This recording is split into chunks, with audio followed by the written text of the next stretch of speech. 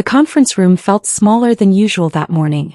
Marcus leaned across the polished table, his expensive watch catching the fluorescent light as he slid a document toward me. His cologne was too strong, almost suffocating in the closed space. "I'm giving you two options, Amanda," he said, his voice carrying that fake concern he'd perfected over the years. "Sign this liability acceptance form, or your employment ends today." My stomach twisted into a knot. Around the table, 6 pairs of eyes shifted uncomfortably between Marcus and me. I recognized that look, relief that they weren't in my position, mixed with curiosity about what I'd do next. The document sat between us like a live grenade. I could see my name typed neatly at the top, followed by paragraphs listing me as solely responsible for the system failure that had cost the company 3 major clients. Financial damages, reputation harm, legal liability, everything. But I hadn't caused the outage. Marcus had. He leaned closer, his voice dropping to a whisper only I could hear. "Be smart about this. Just sign it and we can all move forward." My hand hovered over the pen he'd placed beside the papers. My pulse hammered in my ears. 3 months of documentation, emails, and evidence flashed through my mind. The legal hold I'd issued, the one he'd laughed at and dismissed, was about to become his downfall. But I wasn't ready to play that card yet. My name is Amanda and this is how it all started. 3 months earlier, everything had seemed normal. Well, as normal as working under Marcus could be. I was the compliance analyst for a mid-sized tech consulting firm, responsible for ensuring we followed regulations and maintained proper documentation. That Tuesday morning started with Marcus calling an emergency meeting. The quarterly client data review had revealed discrepancies in our project tracking system. Nothing catastrophic yet, but enough to raise red flags during an upcoming audit. I'd done my research immediately. Given the nature of the irregularities and the pending audit, we needed to issue a legal hold. That meant preserving all relevant documents, emails, and system logs until the investigation concluded. Standard procedure for anyone in compliance. I drafted the hold notice and presented it to Marcus that afternoon in his office. He was scrolling through his phone, barely looking up as I explained the situation. "We need to implement this immediately," I said, sliding the printed notice across his desk. "The audit's in 6 weeks, and if we don't preserve these records properly, we could face serious penalties." Marcus glanced at the document for maybe 3 seconds before pushing it back toward me. "You're being overly cautious, Amanda. This is unnecessary bureaucratic nonsense. It's required by law when..." I said it's unnecessary. His tone shifted from dismissive to sharp. "I'll handle the data issue myself. No need to waste everyone's time with paperwork." That meeting replayed in my mind constantly over the next few days. Marcus didn't understand what a legal hold meant. Or worse, he did understand and simply didn't care. I sent him a follow-up email documenting our conversation and reiterating the need for the hold. He responded within minutes. "Not needed. Drop it." 2 words. That's all the consideration he gave to a legal requirement. But I didn't drop it. Instead, I forwarded both emails to Brenda in Human Resources, carefully wording it as, keeping her in the loop, about compliance matters. She didn't respond, but I knew she'd received it. The read receipt confirmed that. I also began keeping my own records. Every email Marcus sent. Every dismissive comment in meetings. Every time he waved away a compliance concern with that condescending smile. My coworker Patricia noticed my extra diligence. "You're documenting everything these days," she observed one afternoon as I carefully filed another printed email chain. "Just being thorough," I replied, though we both knew it was more than that. The truth was I'd worked with enough executives to recognize the warning signs. Marcus was cutting corners, and when corners got cut in compliance, someone eventually paid the price. I wasn't going to let that someone be me. 2 weeks after I'd issued the ignored legal hold, the situation exploded. The client audit we'd been preparing for happened earlier than expected. The auditors were thorough, methodical, and unforgiving. They found gaps in our documentation. Missing records. Inconsistent timestamps. The kind of red flags that triggered immediate escalation. Marcus called an all-hands meeting the morning after the audit team left. The entire department crowded into the main conference room, everyone whispering nervously about what the auditors had found. I stood near the back, my notebook clutched against my chest, already sensing what was coming. Marcus entered last, his face composed but his jaw tight. He didn't waste time with pleasantries. "We have a serious problem," he announced. "The audit revealed significant compliance failures in our project documentation system. This is unacceptable, and it happened because someone in this department didn't do their job." My breath caught. Around me, colleagues shifted uncomfortably. "Amanda was responsible for compliance oversight on this audit," Marcus continued, his eyes finding mine in the crowd. "These failures happened on her watch. She should have caught these issues months ago." The room fell silent. I felt everyone's gaze turn toward me, some sympathetic, others curious, a few openly judgmental. My face burned with humiliation, but I forced my expression to remain neutral. After the meeting ended, I approached Marcus as he gathered his materials. My hands were shaking, but I kept my voice steady. "We need to talk privately about what you just said." He glanced up, that familiar smirk playing at his lips. "About what?" "The audit failures. I think I was pretty clear. You blamed me publicly for issues that stem from not implementing the legal hold I recommended." His expression hardened. "Watch your tone, Amanda. You're already on thin ice. I'm trying to protect the company. You're trying to cover your own mistakes." He straightened, adjusting his tie. "If you'd done your job properly from the start, we wouldn't be in this mess." He walked away before I could respond, leaving me standing alone in the empty conference room. That night, I sat at my kitchen table reviewing everything. The original hold notice. Marcus's dismissive emails. The audit findings. It was all connected, a clear timeline of cause and effect. I opened a new document and began typing a detailed record of every interaction, every warning I'd given, every time Marcus had dismissed proper procedure. If he wanted to make me the scapegoat, he'd picked the wrong person. I wasn't going down without a fight, but I needed to be strategic. Careful. Smart. The retaliation started immediately after that all-hands meeting. It was subtle at first. Small things designed to undermine me without being obvious enough to report. Marcus stopped including me in client strategy meetings, even though compliance input was technically required. When I asked about it, he claimed the meetings were last-minute or not relevant to compliance. He reassigned 2 of my major accounts to other team members. "Lightening your load," he explained in an email, "so you can focus on fixing your documentation issues." Then came the impossible deadlines.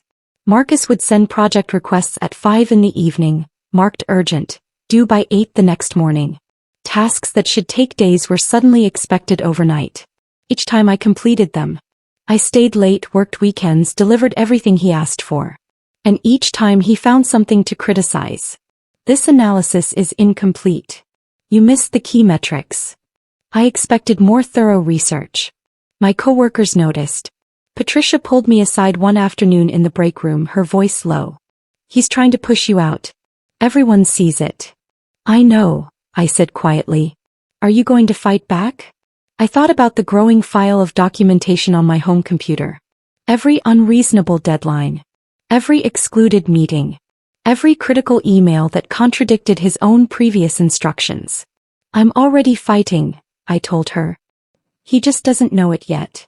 The whisper network in our office was efficient. By the end of my first week as Marcus's target, I knew exactly what he was saying about me behind closed doors. Thomas from accounting mentioned casually that Marcus had told him I was slipping and not meeting expectations. Valerie from client services said Marcus had warned her that I might not be reliable for compliance sign-offs anymore. Even Craig from IT, who barely knew me, felt compelled to pull me aside. "Marcus told me you mishandled the audit preparation. Is that true?" "No," I said simply. "It's not." But the damage was spreading. Marcus was systematically destroying my reputation, building a narrative where I was incompetent and he was the patient director trying to manage my failures. The worst part was overhearing him on a phone call I wasn't meant to hear. I'd returned to the office after lunch to grab my laptop and heard his voice from behind his partially closed door. "Yes, I'm building a case," he was saying. "Documentation of performance issues. By the time we're ready to move forward, it'll be airtight." My blood ran cold. Case. He was planning to fire me, and he was creating a paper trail to justify it. I stood frozen outside his office, my heart pounding. Then I quietly walked to my desk, opened my laptop and began documenting this too. One afternoon, while submitting a routine compliance summary, I noticed something odd in the system logs. As part of my quarterly review, I always checked the audit trail to ensure data integrity. But this time there were inconsistencies. Timestamps that didn't align with the automatic logging sequence. Entries that appeared to have been modified after their original creation date. I dug deeper, pulling up the detailed change logs. My pulse quickened as I scanned through the records. Marcus's user credentials. His digital signature. His admin access used to manually alter entries in the project tracking system. He changed dates. Modified client records. Adjusted project statuses. All of it designed to make the numbers look better than they actually were. This wasn't just negligence. This was deliberate data manipulation. And this was what had triggered the audit anomalies. Not my oversight. Not missing documentation. Marcus had corrupted the data himself. My hands trembled as I took screenshots. I printed the logs. I saved everything to 3 separate locations. My work computer, a personal USB drive, and a cloud backup. He'd buried himself and he had no idea I'd found the evidence. I decided to send Marcus one more reminder about the legal hold. If he ignored it again, I'd have even more documentation of his willful noncompliance. I crafted the email carefully, keeping my tone professional and factual. Marcus, following up on my previous notices regarding the legal hold that should be in place for all documents related to the recent audit. As department head, you're responsible for ensuring this hold is properly implemented and communicated to all staff. Please confirm that this has been done, or let me know if you need assistance with the implementation. Best, Amanda. His response came in 12 seconds. I'd barely set my phone down before it buzzed with his reply. Not needed. Drop it. 4 words this time. Still completely missing the point. I forwarded his response to Brenda in HR, adding a brief note. Continued documentation of the legal hold discussion. Want to ensure proper record keeping. This time Brenda did respond. Received. Thank you for keeping me informed. It was a small acknowledgement, but it mattered. HR now had multiple records of Marcus ignoring legal requirements. I wasn't just protecting myself anymore. I was building an undeniable case. The following Friday, Marcus summoned me to his office mid-morning. I grabbed my notebook and a pen, my stomach already tensing with anticipation. He was standing by his window when I entered, hands clasped behind his back like he was posing for a leadership magazine photoshoot. Close the door, he said without turning around. I did, then sat in the chair across from his desk. He turned to face me, his expression grave. We have a major problem. The Harrison account is threatening to pull their contract. They're citing compliance concerns and documentation issues. Harrison was one of our biggest clients. Losing them would be catastrophic for the department's quarterly numbers. What specifically are they concerned about? I asked. Missing records from their project timeline. Gaps in the audit trail. The same issues the auditors flagged. He leaned against his desk, arms crossed. Your responsibility, Amanda. Your failure. I kept my voice level, professional. Have you executed the legal hold I recommended? That would have preserved all those records. His jaw tightened. That bureaucratic nonsense wouldn't have prevented this.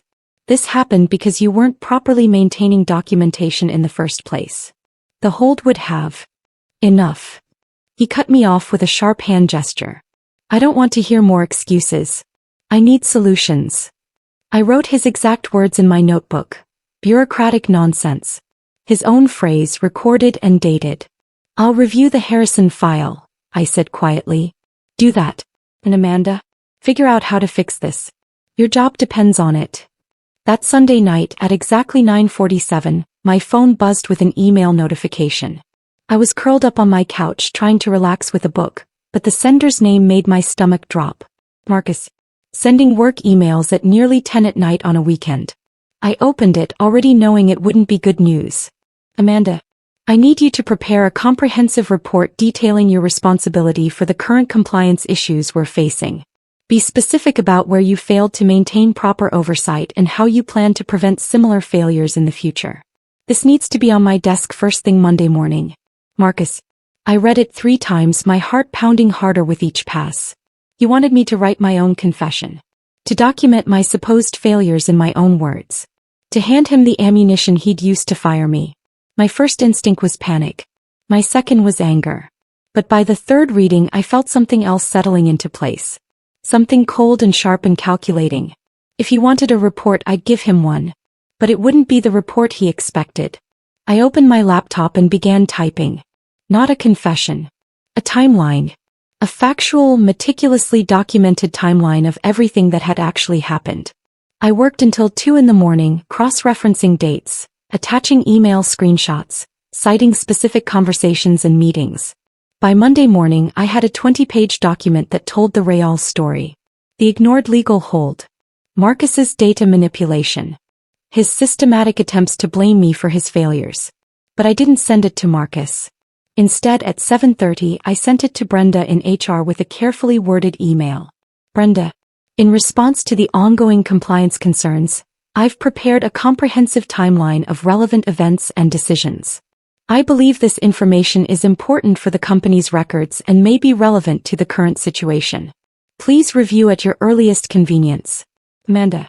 I copied the email to the general HR inbox and to our chief compliance officer, someone I'd never directly worked with but who I knew would understand the significance of an ignored legal hold.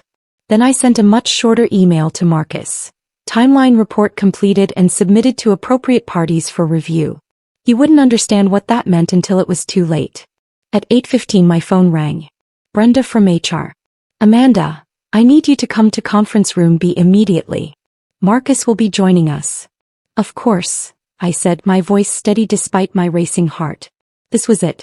The moment everything would either fall apart or fall into place. Marcus arrived at the HR meeting 5 minutes after me, striding in with his usual confidence. Brenda sat at the head of the table, my timeline document printed and organized in front of her. Our chief compliance officer, Helen, sat beside her, her expression unreadable. Thank you both for coming, Brenda began. We need to discuss the recent compliance issues and the audit findings. Marcus settled into his chair, shooting me a quick glance that clearly said don't try anything. I've reviewed Amanda's timeline, Brenda continued, and I have some questions. Marcus, can you confirm whether a legal hold was executed following the discovery of data discrepancies in March? Marcus barely hesitated. A hold wasn't necessary. I assessed the situation and determined we could handle it internally without that level of bureaucracy. You determined it wasn't necessary, Helen repeated, her tone neutral but pointed. Even after your compliance analyst specifically recommended it? Amanda tends to be overcautious. It's actually one of the performance issues I've been addressing with her. I remained silent, hands folded in my lap, watching the conversation unfold. Brenda flipped through the pages. I have 3 separate emails here where Amanda explicitly recommended implementing a legal hold. In each case, you dismissed the recommendation. Because it wasn't needed, Marcus repeated, his confidence finally showing a crack. And clearly the audit issues stem from Amanda's poor documentation practices, not from my operational decisions. Helen leaned forward. The audit issues stem directly from gaps in preserved records, exactly what a legal hold would have prevented. The meeting continued for another 40 minutes, with Brenda and Helen methodically going through my timeline. Each point, each piece of evidence, each ignored warning. Marcus tried to deflect, to reframe, to pivot the conversation back to my supposed incompetence. But with every attempt, Brenda or Helen would pull out another email, another documented conversation that contradicted his version of events. I watched his confidence erode in real time. The cocky executive who'd blamed me in front of the entire department was becoming increasingly defensive and agitated. This is clearly Amanda trying to cover her mistakes, he finally said, his voice rising. She's manipulating the narrative. These are your own emails, Brenda replied calmly, holding up printouts. Your own words. Helen closed her folder. We're going to need to conduct a more thorough review of the situation. Marcus will need access to all your system logs and communications related to the data discrepancies. Why system logs? Why? Standard procedure for this type of investigation. His face paled slightly. Investigation? That seems extreme. Ignoring legal holds is extreme, Helen said. Data integrity issues during an audit are extreme. We need to understand exactly what happened and ensure it doesn't happen again. Marcus stood abruptly. I don't appreciate my judgment being questioned like this. I've been with this company for 8 years. Then you should understand why we take compliance seriously, Brenda said. We'll continue this discussion tomorrow. For now, please ensure all relevant files are preserved. The irony of that statement wasn't lost on anyone. I left the HR meeting feeling lighter than I had in months. Not triumphant. I wasn't naive enough to think this was over, but hopeful. The truth was finally being heard. I returned to my desk to find several curious glances from coworkers. Word traveled fast in our office and everyone knew Marcus and I had been called to HR. Patricia appeared beside my desk within minutes. Everything okay? I think so, I said carefully. We'll see. What I didn't tell her was what happened as I was leaving the HR office. Marcus had caught up with me in the hallway, his voice low and urgent. You're making a huge mistake, Amanda. I'm trying to handle this situation quietly, but you're making it complicated. I'm not making anything complicated, I'd replied. I'm just telling the truth. The truth. He'd laughed, but there was no humor in it. You have no idea how bad this could get for you. I've been documenting your performance issues for months. I know. So have I. That had stopped him cold. I'd walked away before he could respond, but his expression had been priceless. Shock mixed with the first hint of real fear. Now sitting at my desk, I pulled up my email and began organizing everything by date. If HR wanted a thorough review, I'd make sure they had everything they needed. The next few days were tense. Marcus avoided me completely, which was actually a relief. The Whisper Network reported that he was having frequent closed-door meetings with senior leadership, presumably trying to control the narrative before HR's investigation progressed. Meanwhile, Helen from compliance had requested access to the project tracking system logs. I provided everything I'd already discovered: the timestamps, the manual overrides, the evidence of data manipulation. She'd reviewed it in silence, her expression growing increasingly serious. This is significant, she'd finally said. Very significant. By Thursday, the tension in the office was palpable. Everyone knew something was happening, but nobody knew exactly what. I kept my head down, did my work, and waited. Then Thursday afternoon, Marcus sent me an email that made my blood run cold. Amanda, we need to meet tomorrow at 9 in conference room A. Several senior managers will be present. Please be prepared to discuss your role in the recent compliance failures and your plan for moving forward. Marcus. The formal tone. The mention of senior managers. The phrase moving forward. He was planning to fire me. This was it, his final play to eliminate the problem before the investigation could conclude. Get me out of the company, discredit anything I'd said, and move on. I forwarded the email to Brenda and Helen without comment. Then I spent the evening preparing for what would likely be the most important meeting of my career. Friday morning arrived gray and drizzling. I dressed carefully, professional but not desperate, confident but not aggressive.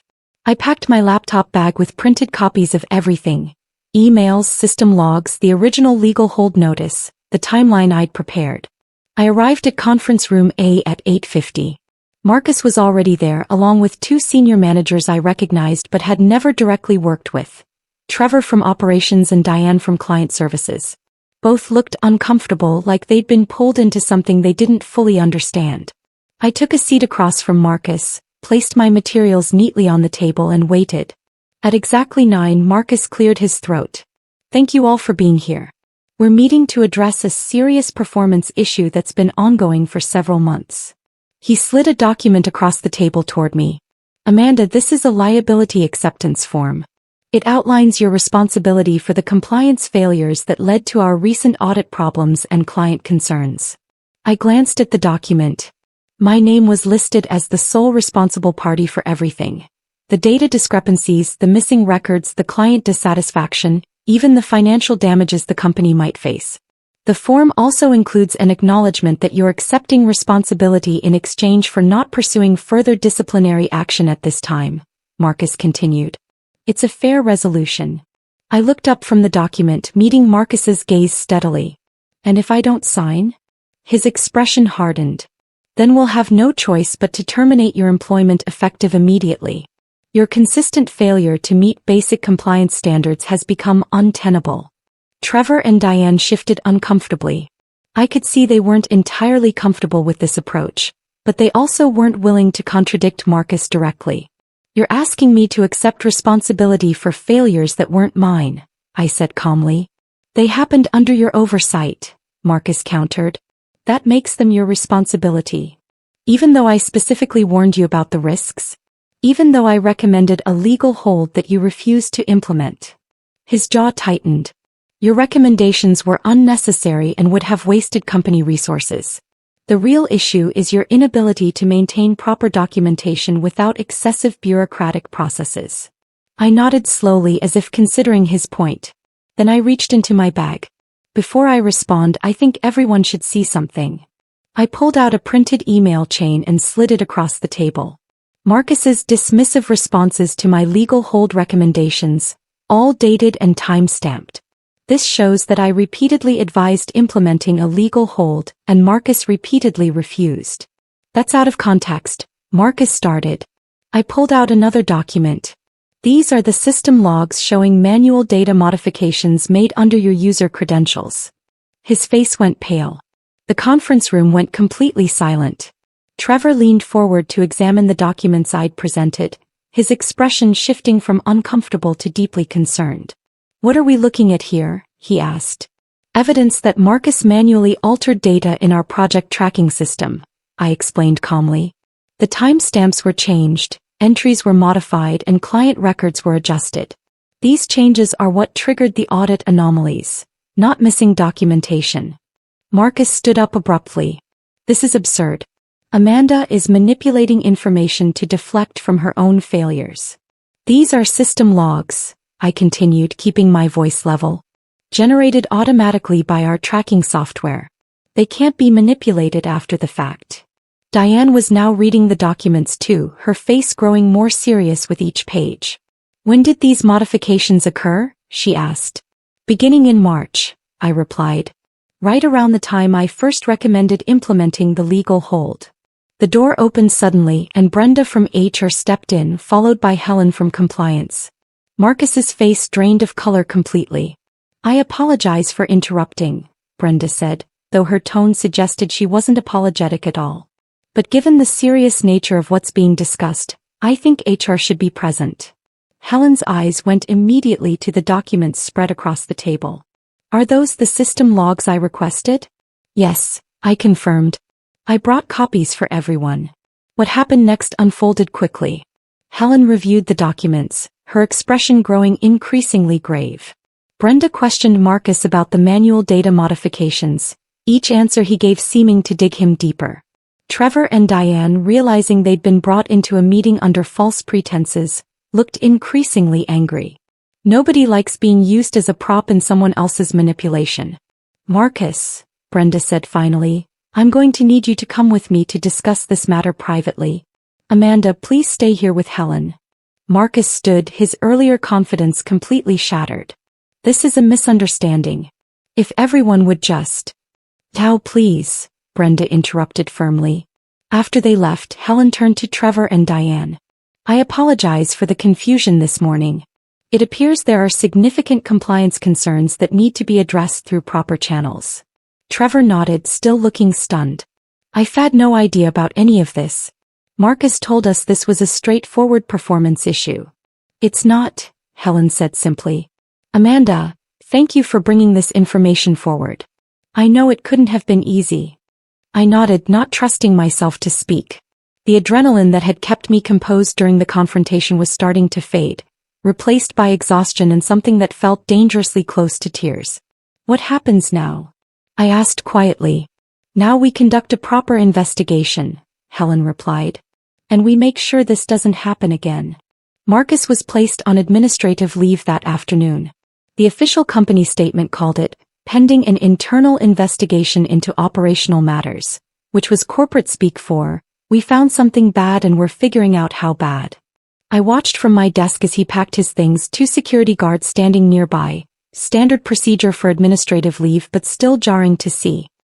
He didn't look at me as he left, his box of belongings clutched against his chest, his face a mask of barely controlled fury. The office buzzed with whispered conversations. Everyone had theories, but only a few people knew the real story. Patricia stopped by my desk afterward. I heard he's suspended. Is it true? That's what I heard too, I replied carefully. She studied my face for a moment then smiled slightly. You documented everything, didn't you? I didn't confirm or deny, but my expression must have said enough. Good, Patricia said firmly. He had it coming. That weekend I tried to relax but it was difficult. The relief I'd expected to feel was mixed with anxiety. What if the investigation didn't find what I'd found? What if somehow Marcus managed to spin this in his favor? What if I'd torpedoed my career for nothing? Sunday evening my phone buzzed with an email from Marcus. Against my better judgment I opened it. Amanda, I hope you realize what you've done. Your accusations are baseless and you've damaged my reputation unnecessarily. For what it's worth, I was trying to protect you by giving you a chance to accept responsibility gracefully. Now both our careers may be ruined. Marcus. I deleted the email without responding. He still didn't get it. The forensic audit took 2 weeks. During that time, IT specialists and external consultants combed through every system log, every email, every digital footprint Marcus had left behind. I was interviewed 3 separate times, walking them through my timeline, explaining the ignored legal hold, showing them where to find evidence of data manipulation. Each time they thanked me for my cooperation and assured me I'd done the right thing by coming forward. But I wouldn't feel secure until I saw the final results. Those results came on a Tuesday morning in the form of a company-wide meeting. Our chief operations officer stood at the front of the main conference room, her expression grave. Thank you all for gathering, she began. I want to address the recent investigation into compliance concerns in the consulting department. The room was silent, everyone hanging on her words. Our investigation has confirmed serious violations of data integrity protocols, including unauthorized system modifications and the failure to implement required legal holds. These actions created significant compliance risks and directly contributed to the issues flagged during our recent audit. He paused, letting that sink in. The individual responsible for these violations is no longer with the company. We've also implemented new oversight procedures to ensure this type of situation cannot happen again.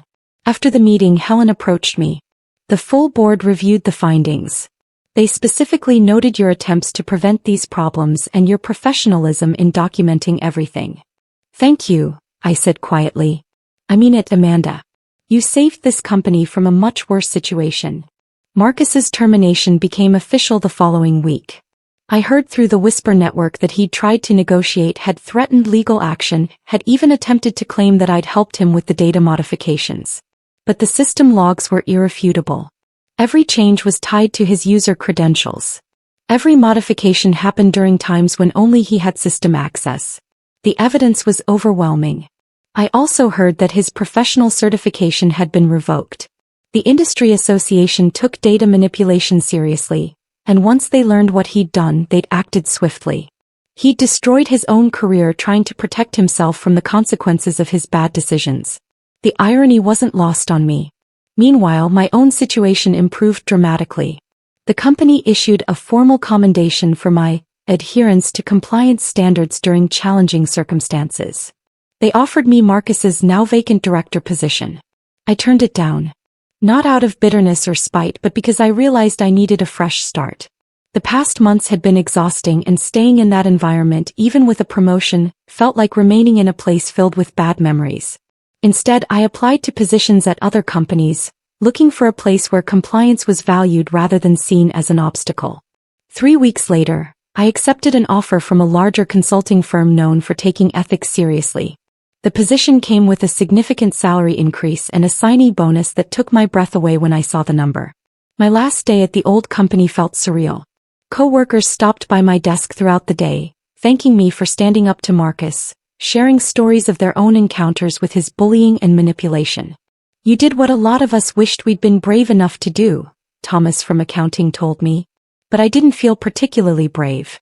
I'd just done my job and refused to let someone else make me the scapegoat for their failures. Patricia and I had lunch together that final afternoon. What will you do differently at the new place? She asked. I thought about it. Keep documenting everything.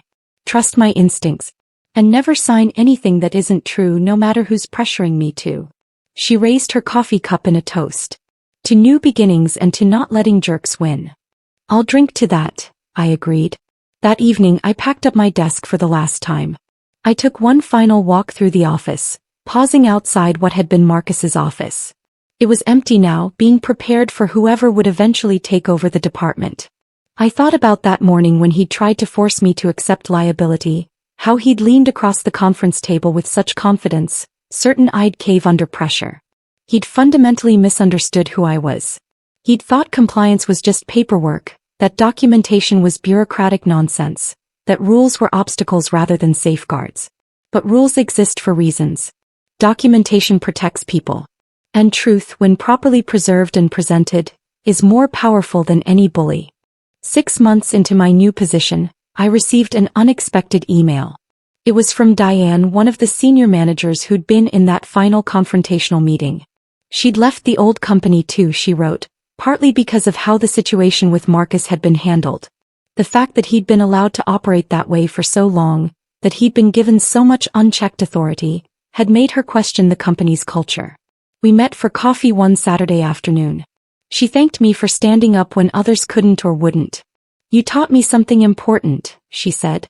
Sometimes the right thing to do is also the hardest thing to do. But that doesn't mean we can avoid doing it.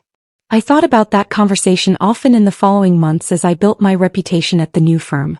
I made sure to mentor junior staff members, to teach them the importance of documentation, to show them that compliance isn't just about following rules. It's about protecting people and maintaining integrity. My career flourished.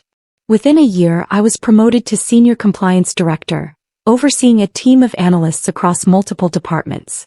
Sometimes I wondered what happened to Marcus. I heard occasional updates through mutual connections. He'd struggled to find new work, had taken a position well below his previous level, was still trying to rebuild his professional reputation. I didn't take pleasure in his downfall, but I didn't regret my role in it either. He'd made his choices. I'd simply ensured those choices had consequences.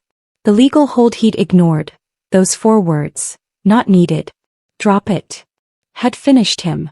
Not because I'd wanted revenge, but because truth and documentation are powerful tools when used correctly.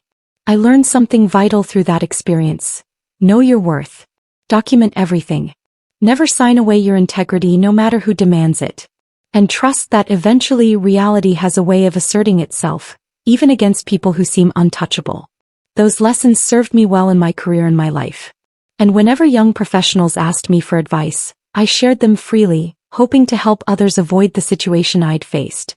Or if they found themselves in a similar position, to give them the tools to fight back effectively. Because at the end of the day, the best defense against bullies isn't aggression or confrontation. It's preparation, documentation, and the unwavering belief that truth matters. Marcus learned that the hard way. And I learned that sometimes the quiet act of keeping records and standing firm is the most powerful form of resistance.